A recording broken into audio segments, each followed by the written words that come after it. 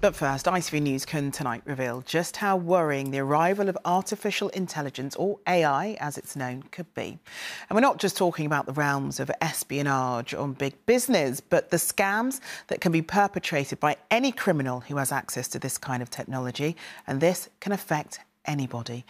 As our correspondent Rachel Younger found out for the Tonight programme on ITV1 and ITVX this evening, AI can be used for deep-faking anyone's identity, sometimes with frightening results.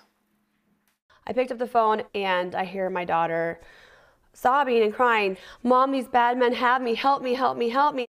For a terrifying few moments, these family photographs are all Brianna's mother thought she'd have left of her daughter. This man gets on the phone and says, "Listen here, I have your daughter. If you go to anybody, I'm going to pop her stomach so full of drugs. I'm going to have my way with her. I'm going to drop her in Mexico and you're never going to see your daughter again." Jennifer had received a call that appeared to come from Brianna's phone from a kidnapper demanding $50,000 to free her. There wasn't a tiny indication, anything to suggest that it couldn't have been her. Nothing. There was nothing. There was no glitch. It was not, "Who is this?" There was no doubt that I was having a conversation with her. It was her cry. It was the way she'd stop. She's not a wailer. She doesn't freak out. And because Brianna was away from her Arizona home on a holiday, it sounded all too plausible. But she wasn't the girl on the phone. It's the worst 4 minutes, some of the worst 4 minutes of my whole life. I never doubted for 1 second. And that fear and that panic, that's not anything that you ever want to hear your child in that situation, and that fear in their voice of knowing that they're in harm's way.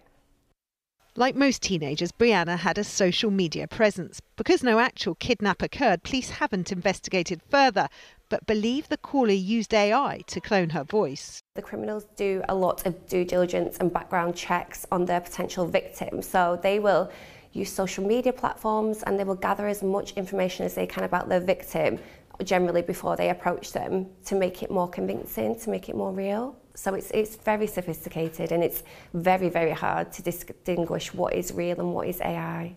All the existing patterns of human life will be disrupted.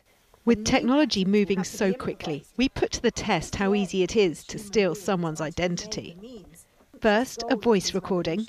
Was universal chaos and destruction. Then a photo. Before using a number of freely available AI tools to manipulate my voice. This means that AI could be used to write news and produce the most basic deep fake. This entire monologue was generated by AI. My words are AI. My voice is AI. My face is AI. This took us, about half an hour to create, and it is far from perfect.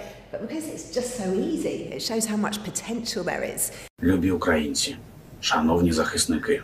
But peril too, because the same technology is already causing chaos and confusion. From this deepfake of President Zelensky appearing to ask his own soldiers to walk away from the war against Russia, to equally shocking images, again generated by AI, purporting to show Donald Trump being forcibly manhandled by police. Even AI's designers now warning of its dangers. I think this technology is now out there, and it's got to the point where it's photorealistic, it's perfect voices and other things, and we must make everyone aware of this. Because it's out there, it will be used. And again, bad actors have more degrees of freedom than good actors, so we must build mitigating technologies against it. Is there something you want to tell me? The most pressing concern, not the dystopian takeover by robots as imagined over the years by Hollywood, but the erosion right now of our own ability to tell the difference between fact and fiction.